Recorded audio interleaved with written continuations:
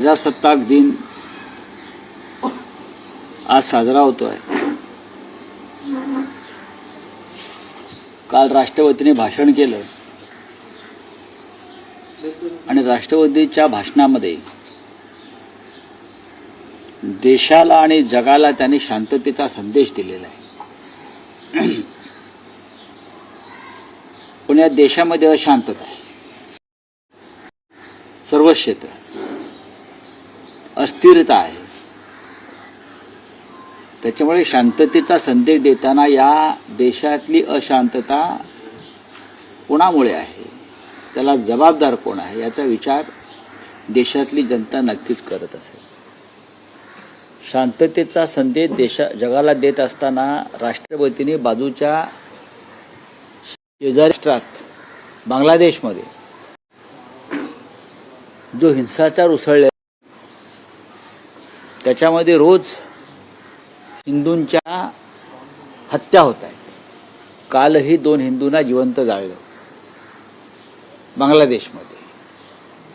गेल्या 4 ते 5 महिन्यापासून रोज तिथे हिंदूंच्या हत्या होत आहेत, हिंदूंची मंदिरं तोडली जात आहेत, घरादारांवर हल्ले होत आहेत, हिंदूंच्या शाळा मंदिरं उद्ध्वस्त केली जातात आणि हिंदू हानी म्हणजे हिंदूंना जाळतायत, कापतायत, दगडाने वेळेला शांततेचा संदेश देऊन हिंदूंच्या हत्या थांबतील की इंदिरा गांधींनी ज्या प्रकारे कारवाई केली अशा प्रकारची लष्करी कारवाई करून शांतता नांदेल, ही एक फार चिंतेची गोष्ट आमच्या समोर यावेळेला आहे। कारण आमचा जो देश आहे हा जरूर शांततावादी देश आहे। आम्ही कधीच कोणावरती हल्ले करत नाही स्वतःहून। आपण ऑपरेशन सिंधू सुद्धा थांबवलं प्रधानमंत्र्यांनी शांततेसाठी, ट्रम्पने सांगितल्यावरून। पण देशमध्ये शेकडो हिंदूंच्या हत्या होत असतील तर शांततेच्या संदेशाला काहीच अर्थ नाही, लक्षात घ्या। याचा अर्थ युद्ध करा असा होतोय का? तर नाही।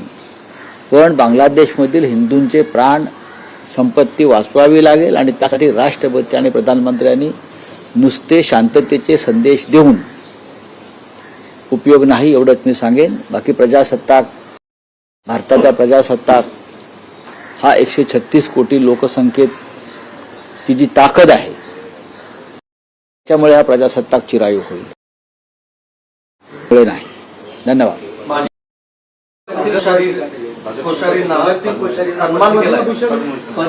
महाराष्ट्राचा अपमान करतात, त्यांना पुरस्कार देते सरकार असं काल मीच म्हटलं आधी, सगळ्यात आधी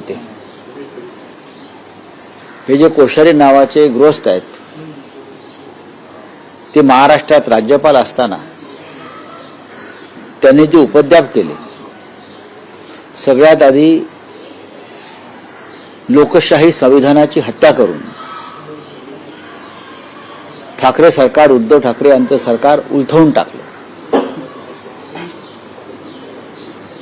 म्हणजे ज्या गोष्टी संविधानानं करायला नको होतं हे सर्वोच्च न्यायालयाने सांगितलेलं आहे, हे आम्ही सांगत नाही, हे chief justice of India Chandrachud यांनी सांगितलेलं आहे। राज्यपालांनी काही अनावश्यक आणि बेकायदेशीर कृत्य केली। राज्यपालपदी हे भगवंत कोश्यारी होते, त्यांना काही करून महाराष्ट्रामध्ये बहुमतातलं सरकार पाडून उद्धव ठाकरे यांचं, भारतीय जनता पक्षाचं किंवा शिवसेना तोडून त्या गटाचं सरकार आणायचं होतं आणि ते त्यांनी करून दाखवलं। आणि त्यासाठी लोकशाही, संविधान आणि महाराष्ट्रातील जनतेच्या लोकभावना पायदळी तुडवल्या। संविधानाची हत्या केल्याबद्दल राष्ट्रपतींनी किंवा प्रधानमंत्र्यांनी त्यांना पद्मभूषण दिला असेल तर मी त्याचा निषेध करतो, शिवसेना निषेध करते आणि महाराष्ट्र सरकारनं सुद्धा निषेध केला पाहिजे। देवेंद्र फडणवीस, त्यांचे 2 उपमुख्यमंत्री, त्यांनी निषेध यासाठी केला पाहिजे की ह्याच कोश्यारीने राज्यपाल पदावर असताना महात्मा फुले आणि सावित्रीबाई फुले यांचा अपमान करणारी वक्तव्य केली होती आणि कृत्य केली होती। याच कोश्यारी यांनी राज्यपाल पदावर बसून छत्रपती शिवाजी महाराजांचा अवमान केला होता, याबद्दल महाराष्ट्र सरकारनं देवेंद्र फडणवीस राज्याचे मुख्यमंत्री आणि त्यांच्या 2 उपनी या पद्मभूषण जो त्यांना दिला, शिवाजी महाराजांचा अपमान करणाऱ्यांना, शाहू फुले आंबेडकरांचा अपमान करणाऱ्यांना नरेंद्र मोदींचं सरकार सन्मानित करत, हे त्यांचं महाराष्ट्रावरचं प्रेम आहे. फडणवीसांनी त्याचा निषेध केला पाहिजे, मुख्यमंत्र्यांनी. हिरव्या रंगावर बरंच राजकारण होत आहे. गणेश नाईक असं म्हटलं की हिरवा रंग हा प्रत्येक झेंड्याचा आहे, त्याचं भांडवल किती करायचं हे प्रत्येकानं ठरवावं, अशा पद्धतीचा प्रश्न करून भाजपलाच घरचा आहेर दिलाय त्यांनी. बघा, हा विषय चालू आहे हिरव्याचा. हा भारतीय जनता पक्षाचा जुना धंदा आहे. हिरवा रंग कोणाच्या मालकीचा नाही. हिरवा रंग म्हणजे निसर्ग आहे. आणि हिंदुहृदय सम्राट बाळासाहेब ठाकरे यांची जर जुनी वक्तव्य पाहिली तर त्यांनीही सांगितलेलं आहे की हिरवा रंग म्हणजे कोणाच्या मालकीचा, कोणाच्या बापाचा नाही. हिरव्या रंगावर कोणाची मालकी नाही, हे बाळासाहेब हिंदुहृदय सम्राटांनी सांगितलेलं आहे. त्याच्यामुळे भारतीय जनता पक्ष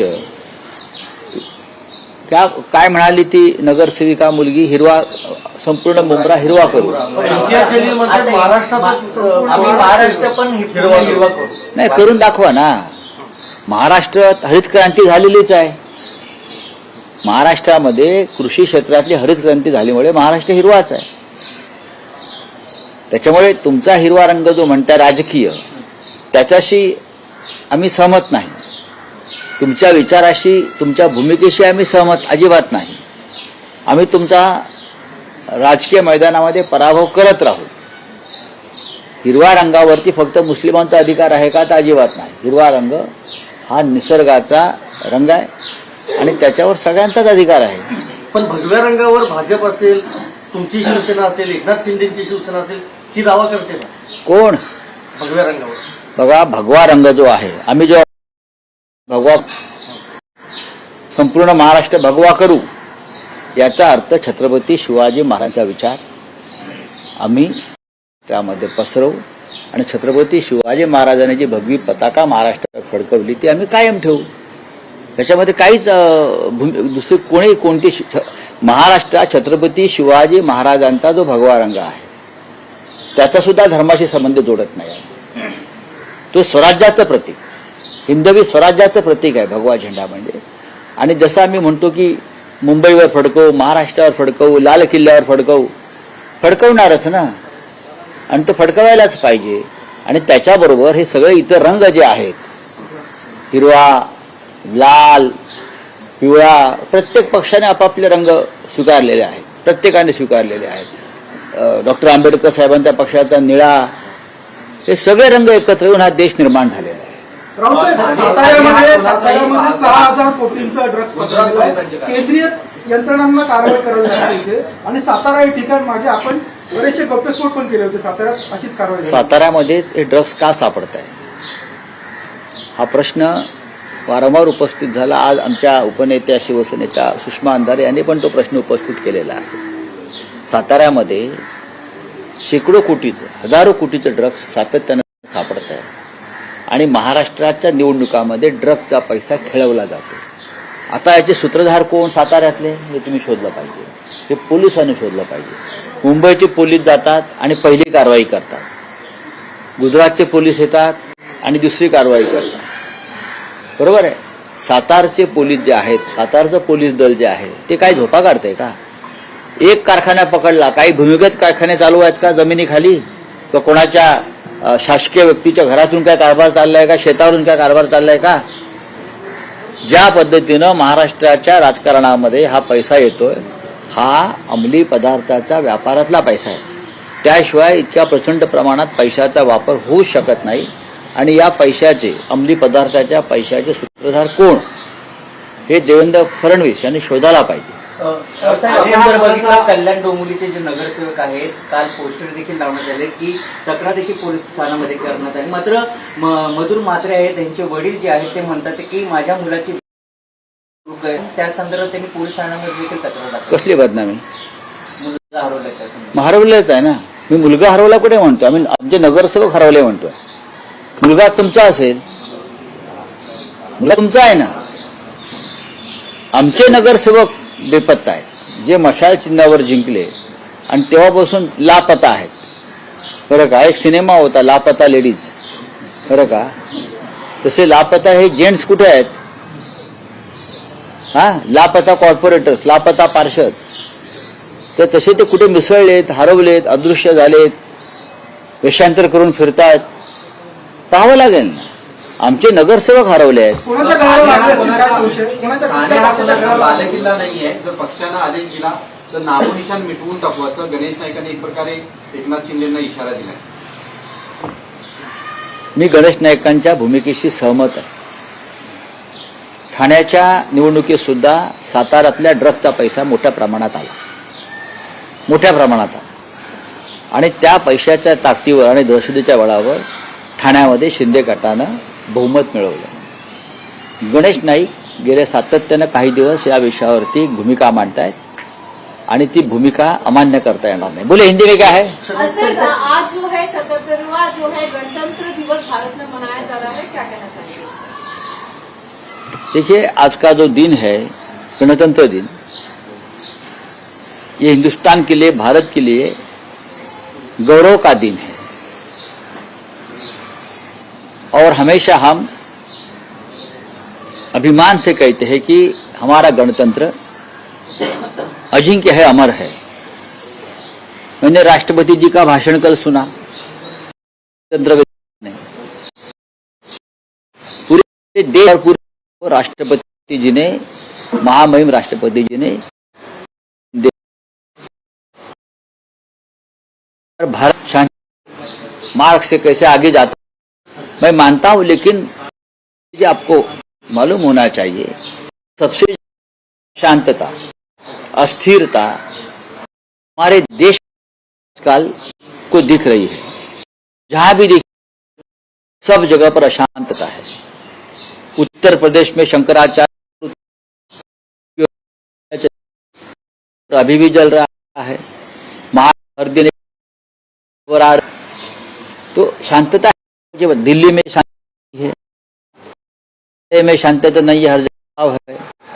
सबसे चिंता की बात यह है, बाजू में हमारे जो स्टेट है बांग्लादेश में शांतता फैली है, उससे सबसे ज्यादा नुकसान हिंदू भाइयों को हो रहा है.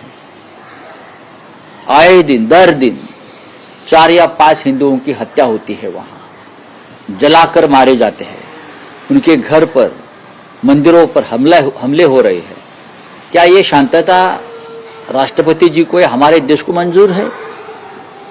हमारे भाई, आप हिंदुत्व की बात करते हैं, प्रधानमंत्री जी सनातन धर्म की बात करते हो, और बाजू के बांग्लादेश को आप रोक नहीं सकते जो दर दिन हिंदुओं की हत्या कर रहे हैं.